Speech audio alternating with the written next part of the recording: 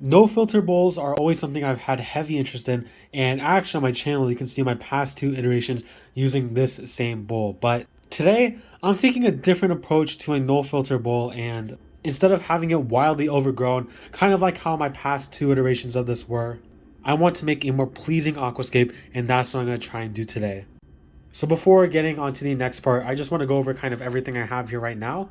So for substrate, I am using a combination of the fluval stratum and then as well as UNS contra soil. So this combo is what I used on my last iteration of this bowl, which was mainly because I had that stuff lying around, but it actually worked really well. So I'm just going with it again. And as you can see by the thing, it says extra fine on the bag. So what I'm going to do is use the fluval stratum first as kind of like a first layer. And then I'm going to use the extra fine contra soil as a top layer, since for the extra fine, it says that it works really well as a top layer to bigger granule soils. So like the fluval stratum right there, as the extra fine granules help anchor roots of carpeting plants, which I'll get to in a bit.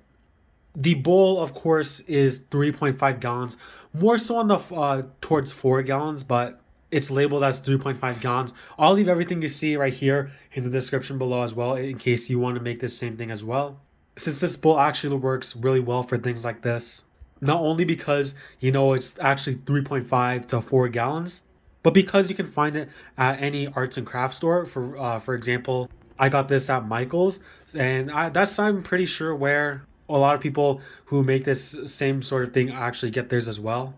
So I'll leave that in the description below as well. And then for Hardscape, I have this just giant piece of Seriyu stone, and I was actually supposed to have a couple pieces of ancient pagoda stone as well. Or I'm sorry, instead of the Seriyu stone, I was gonna have a couple pieces of ancient pagoda stone to help out with this bowl, but unfortunately, Boost Plant ended up running out of the pagoda stone before they can get to my order.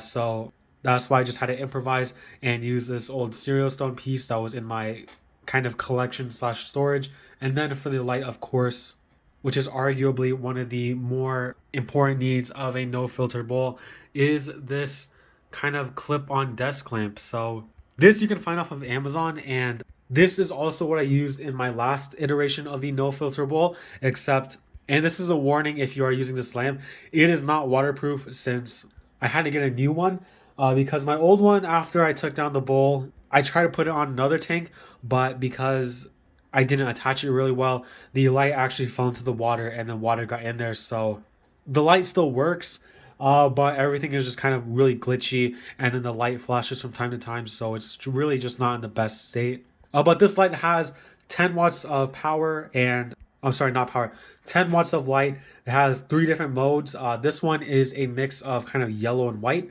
and then there's just a pure white, and then there's just a warm yellow. I like to use this setting, which is the white yellow mix, and then the pure white, since I found this yellow white mix gives off the best growth, and then the white I just switch it on to use for filming and stuff. So now really quickly, I'm going to go over the plants since this part is kind of getting a little long. As a carpet plant, I got Monte Carlo in this tissue culture kind of thing, and Monte Carlo is really good in low-tech setups because it does grow and it can make a carpet in low-tech setups, although it just takes a lot longer since there's no CO2 running or no fertilizers. So last time I used pearlweed, and pearlweed worked really well for me, so this time I thought I would switch it up. And I also like the growth pattern of Monte Carlo as well, so hopefully it does make a pretty nice carpet here. And then as well as another kind of, it's in between a carpeting plant and a mid-ground plant, depending on how you grow it and what the conditions are. So this is Staurogyne Repens, and this is a really awesome plant since it also does fairly well in low-tech setups, but the main difference between having this in a low-tech and a high-tech is actually, in high-tech setups, people use this as a carpeting plant because it'll stay relatively short, while in low-tech setups, this plant can actually get some height to it, which is my purpose for picking this plant out, as I want to use it as a mid-ground plant on the outer edges of the Seriyu stone. So you kind of have a Monte Carlo carpet going up, and then around the rock you have this Staurogyne Repens, or I'm just going to call it S Repens for now, since that's what a lot of people refer it as to. But you can see right here we have some really awesome shaped leaves, which is another reason this plant is used a lot, because it just has a nice look to it. And then actually what's lying under the paper towel right here is the stem plant that I'm using. So last time I used Rotala Bangladesh and that stuff grew like weeds in there. So this time I'm trying another Rotala species, but actually this one, depending on the conditions of the tank, can actually change colors. So what I have right here is Rotala Orange Juice or Rotala Rotundifolia OJ. And as you can see right now, this plant is just, if I can get it open, this plant is just really all green. But under the right conditions, this plant can turn fully red, like Rotala HRA or Rotala HRA. But more so towards lower tech subs where a lot of the light is higher towards the surface. This plant can actually color change into this really nice kind of orange pink color, which is why I picked it out. So I don't expect the bottom leaves to change color. I expect them to stay green, but this top portion right here, I do expect to change color since that is where the most amount of light will be.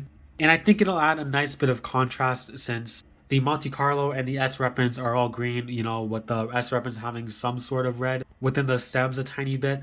But this stuff will actually get oranges, reds, a little bit of pink here and there. So I think this will make a really nice background.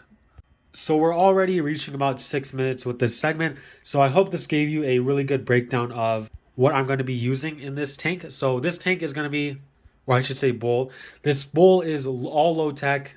It's just the light and the soil that are going to be growing the plants. There's no fertilizers. I actually don't own any fertilizer. The only ferts I have are the Brightwell Cato Grow for the macroalgae. So I actually don't own any freshwater fertilizers. So that's just a fun fact. But this has no ferts, no CO2, no heater as well. And while there are some options I can do in here, there's gonna be no fish as well because I've heard some stuff about how keeping fish in bowls like this can kind of distort their vision because of the way that the bowl is shaped, obviously. So I don't want to cause too much stress on them. But with that being it, let's get right into the montage.